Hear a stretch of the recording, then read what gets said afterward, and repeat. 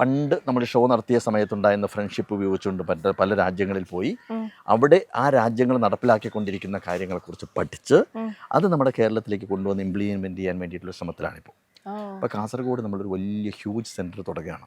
1000 കുട്ടികൾക്ക് ലൈഫ് കൊടുക്കാവുന്ന international institute for people with disabilities എന്ന് പറയുന്ന 30 ഏക്കർ ലാൻഡിൻ്റെ ഒരു വലിയ സെൻറ്ററാണ്.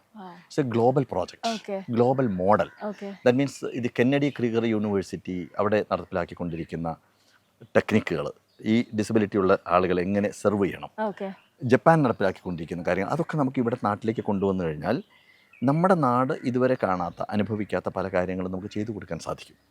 അപ്പോൾ ഞാൻ ഉപയോഗിക്കുന്നത് പണ്ട് കാലത്ത് മാജിക് അവതരിപ്പിച്ചിരുന്ന സമയത്തുണ്ടായിരുന്ന ബന്ധങ്ങൾ, ഫ്രണ്ട്ഷിപ്പ്, ആ ഫ്രണ്ട്ഷിപ്പ് പല നാടുകളിലുള്ള സുഹൃത്തുക്കൾ, അവരുടെയൊക്കെ ബന്ധങ്ങൾ ഉപയോഗിച്ചുകൊണ്ട് ഇതിനെ എങ്ങനെ നമ്മുടെ നാട്ടിലേക്ക് കൊണ്ടുവരാം എന്നുള്ളതാണ് എൻ്റെ ഒരു അൾട്ടിമേറ്റ് ഡ്രീം. എന്താണെന്ന് വെച്ച് കഴിഞ്ഞാൽ കാസർഗോഡ് ആ പ്രോജക്റ്റ് ഉണ്ടാക്കി കഴിഞ്ഞതിന് ശേഷം ഗുഡ് ബൈ.